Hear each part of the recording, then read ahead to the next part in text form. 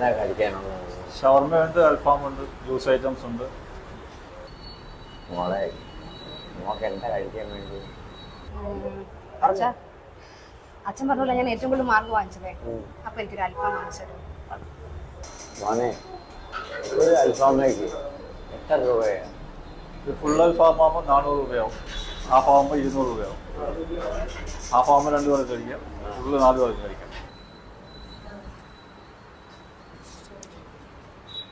മോനെ എനിക്ക് വേണം, ഇവക്ക് കൊടുക്കാൻ. ഇവളെ ഇന്ന് ഏറ്റവും കൂടുതൽ മാർക്ക് വാങ്ങി പരീക്ഷ പാസ്സായ ദിവസമാണ്. എനിക്ക് ഒരു ഗ്ലാസ് പച്ചവെള്ളം.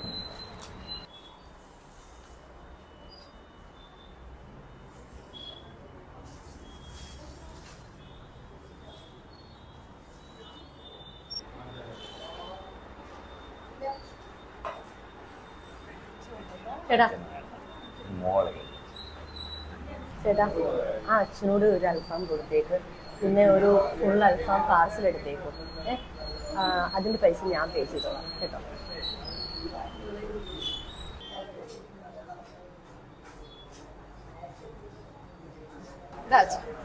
എന്റെ ഒരു സന്തോഷത്തിന് അച്ഛൻ കഴിക്കില്ല. ഇല്ലല്ല അച്ഛൻ കഴിക്കും. മോളെ ഇല്ല അച്ഛാ, എന്റെ ഒരു സന്തോഷത്തിന്, എന്റെ ഒരു സന്തോഷത്തിന്. തുറന്നേ വാ, തുറന്നേ.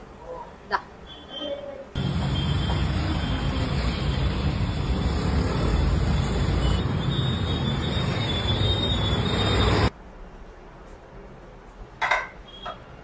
അയ്യോ ചേട്ടാ, ഞങ്ങള് ഉടനെ പറഞ്ഞോളൂ. ആ മേഡം പറഞ്ഞു ഒന്നുകൂടെ കൊടുത്തേക്കാൻ, പൈസ അവർ തരാമെന്ന് പറഞ്ഞിട്ടുണ്ട്.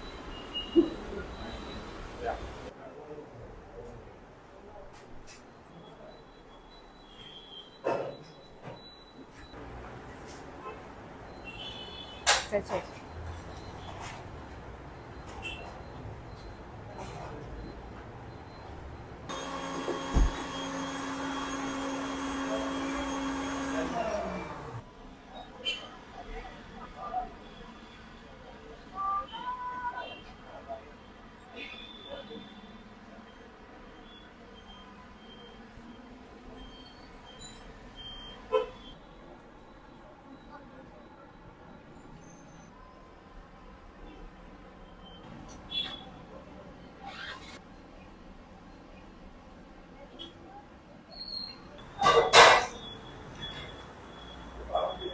ഇത് മോൾക്കുള്ളതാ. അയ്യോ ചേച്ചി, ഇതൊന്നും വേണ്ടായിരുന്നു. അത് കുഴപ്പമില്ല, ഇത് എന്റെ ഒരു സന്തോഷത്തിന്. അച്ഛൻ പറയുന്നത് ഞാൻ കേട്ടു, നല്ല റാങ്കൊക്കെ വാങ്ങി പാസ്സായ കുട്ടിയല്ലേ, കുഴപ്പമില്ല. ഇത് എന്റെ വക ഒരു ട്രീറ്റ് ആയിക്കോട്ടെ. ശരി ആന്റി, ഒത്തിരി താങ്ക്സ്. ശരി, അപ്പം എവിടെയൊക്കെ വെച്ച് കാണാം. ഓക്കെ.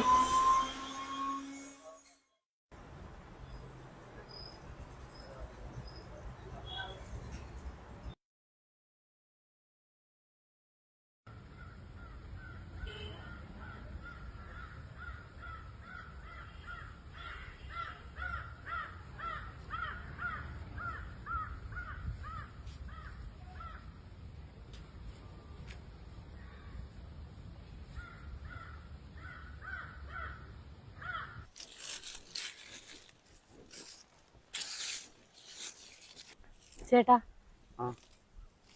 ഇത് കളക്ടർ മേഡത്തിന്റെ വീടല്ലേ? ആണല്ലോ. മേഡം ഇല്ലേ? മോള് വെളി വരെ പോയപ്പോ എന്തായിരുന്നു? എനിക്കൊന്ന് കാണുമായിരുന്നു. മോളിരുന്നാട്ടെ, അവളിപ്പോ വരും. വേണ്ട, ഞാനിവിടെ നിന്നോളാം. ഇരിക്കേ, ഇരിക്കേ.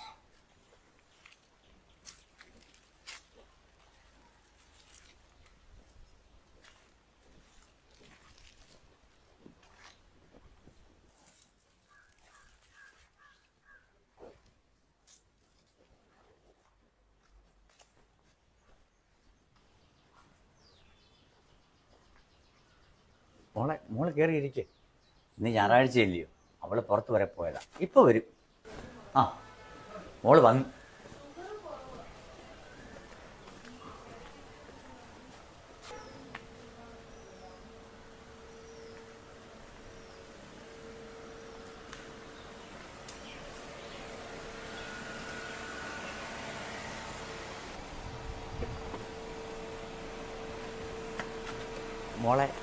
മോളെ കാണാനേ ഒരു പെങ്കൊച്ച് വന്നിട്ടുണ്ട്.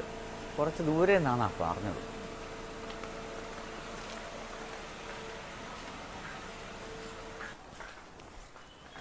ആരാ? മേഡം, ഞാൻ കുറച്ചും ദൂരെ നിന്ന് വരിക. 2-3 പ്രാവശ്യം മേഡത്തിനെ കാണാൻ വന്നു. ഒരു സഹായം ചോദിക്കാൻ വേണ്ടി വന്നതാണ്. ഞാൻ എങ്ങനെയാ സഹായിക്കേണ്ടത്? പറഞ്ഞോളൂ. മേഡം, നാളെ 9 മണിയാകുമ്പോൾ എൻ്റെ വീടും പറമ്പും ഒക്കെ ജപ്തി ചെയ്യും. ജപ്തി ഒഴിവാക്കാൻ വേണ്ടിയിട്ട് ഞാൻ കുറേ പേരെ പോയി കണ്ടു. പക്ഷെ അവരൊക്കെ എന്നെ കൈയൊഴിഞ്ഞു. മാഡത്തിനെ കൊണ്ട് പറ്റുവാണെങ്കിൽ എനിക്ക് എന്തെങ്കിലും ഒരു സഹായം ചെയ്തു തരണം. ഓക്കെ. പക്ഷെ നിങ്ങളെ സഹായിക്കാൻ ഭർത്താവിന്റെ കുടുംബക്കാരും ആരുമില്ലേ? ഭർത്താവ് ഒരു ബിസിനസ്സുകാരനായിരുന്നു മേഡം. അദ്ദേഹത്തിന് ഒരു അസുഖം വന്നിട്ട് അദ്ദേഹത്തിന് ചികിത്സിച്ച് ഒരുപാട് പൈസ പോയി. അദ്ദേഹത്തിന് ഞങ്ങൾക്ക് ജീവനോടെ കിട്ടിയതില്ല. ഞാനെന്റെ കുഞ്ഞുങ്ങളെ വളർത്തുന്നതിന് ഓരോ വീട്ടിൽ അടുക്കളപ്പണിക്ക് പോയില്ല. പിന്നെ ആര് സഹായിക്കാൻ? ലോൺ എമൗണ്ട് എത്രയാണ്? പലിശ അടക്കം 15 ലക്ഷം രൂപ അടയ്ക്കണം മേഡം. 15 ലക്ഷം പോയിട്ട് 1500 രൂപ എടുക്കാനുള്ള നിവർത്തി പോലും ഇപ്പൊ എനിക്കില്ല. ഒരാഴ്ചയായി മോനെ ഫീസ് അടച്ചിട്ട് സ്കൂളിൽ പോലും പോകാൻ പറ്റുന്നില്ല കുട്ടികൾക്ക്. അത്രയ്ക്ക് ഗതികെട്ടൊരവസ്ഥയിലാണ്.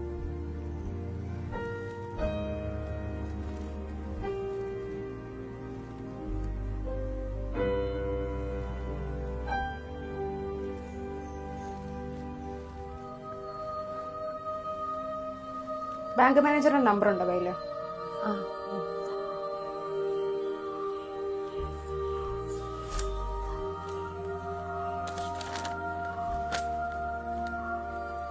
മാനേജർ സുരേഷ്.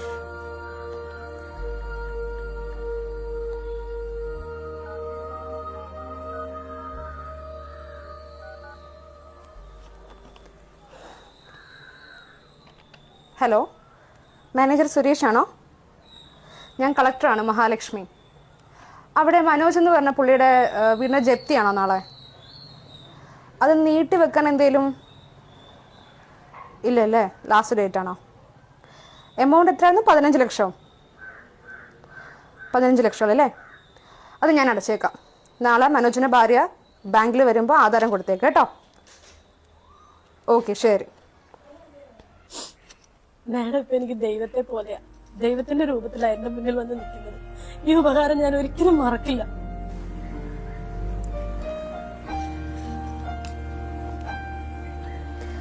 ചേച്ചി, ഇതുവരെ എന്റെയും എന്റെ അച്ഛന്റെയും മുമ്പിൽ ചേച്ചി ദയവായിട്ട് വന്നൊരു ദിവസമുണ്ട്.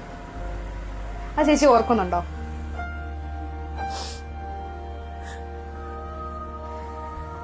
എനിക്ക് ഫസ്റ്റ് റാങ്ക് കിട്ടിയ ദിവസം ഞാനും എന്റെ അച്ഛനും കൂടെ ഒരു കടയിൽ കയറി. അന്ന് എനിക്ക് ഇഷ്ടപ്പെട്ട ഫുഡ് വാങ്ങിച്ചു തരാൻ എന്റെ അച്ഛന്റെ കാശുണ്ടായിരുന്നില്ല. അന്ന് എന്റെ അച്ഛന്റെ സിറ്റുവേഷൻ മനസ്സിലാക്കി തൊട്ടപ്പുറത്തുനിന്ന് ചേച്ചിയും ചേട്ടനും എനിക്കും എന്റെ അച്ഛനും ഫുഡ് വാങ്ങി തന്നു. അത് മാത്രമല്ല, എന്റെ ഫാമിലിക്കും ചേച്ചി ഫുഡ് വാങ്ങിച്ചു തന്നു. അന്ന് മുതൽ ചേച്ചിയെക്കുറിച്ച് ഓർക്കാത്തൊരു ദിവസം എന്റെ ജീവിതത്തിൽ ഉണ്ടായിട്ടില്ല. എന്റെ ഓരോ ഇറച്ചിയിലും ഞാൻ ചേച്ചിയെ പറ്റി ആലോചിക്കാറുണ്ടായിരുന്നു. എവിടെ പോലും ഞാൻ ചേച്ചിയുടെ മുഖം തിരയുമായിരുന്നു. ഇന്ന് ദൈവമായിട്ട് ചേച്ചി എന്റെ മുന്നിൽ കൊണ്ടെത്തിച്ചത്.